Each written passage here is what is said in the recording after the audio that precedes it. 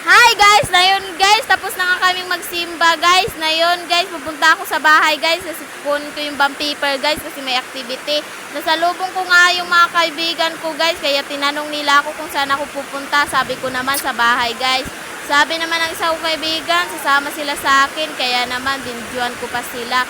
Sabi ko, alina kayo, sumama na kayo sa akin. Yan na nga yung daan guys, ang putik talaga dito sa daan namin guys. Yan na nga yung simbahan namin guys, natapos lang kumanta. Kaya naman guys, nandito na naman kami, sa shortcut kami dumaan guys. Kapatid ko nga yung pinauna ko guys, para di maputikan. Yung mga kasama ko pala guys, nandun, nailuwit sila guys. Kasi dito maputi kasi dito guys, kaya umaarte pa sila. Kaya guys, dito na kami, shortcut pa kami dito sa may bahay guys. May tulay nga dito guys, parang umaagos pa yung ilog guys. Yan guys, kita nyo naman. Naina nga yung kapatid ko dyan guys.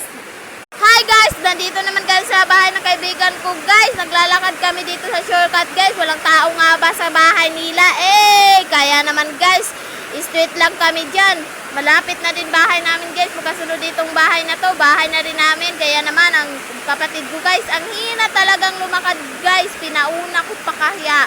Then guys, excited na talaga ako kumain ng babibe dahil doon mga activity ko. Dahil bukas naman ipapasa na namin kay sir guys. Kaya ako na nga ang Hi guys, ayun na nga, ikadalawa na tong video namin guys. Pagkatapos namin kunin yung bond paper guys, dito naman kami sa kalsada dumaan kasi ang putik sa shortcut. Yan na nga yung kalsada namin dito guys sa Philippines.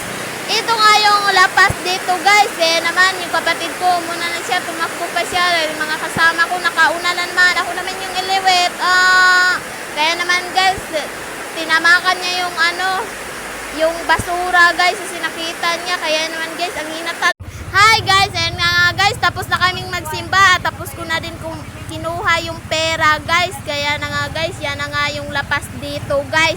Nakasakay na nga kami ng tricycle guys, kaya may pumara kay Manong, kaya paliko siya guys. Saglit lang.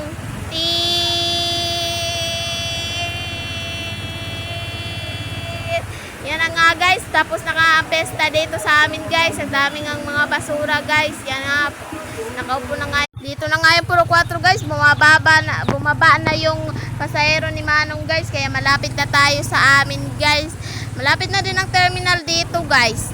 Yan na nga guys, minatid ko na yung camera guys, para makita yung daan dito sa puro 4 guys. Yan na nga guys, dito kami guys, naglalakad pagkat gabi guys. Yan na nga yung terminal guys, bago pang tapos ito guys, nilagyan na rin nilang I love La Paz guys. Ganda ba guys?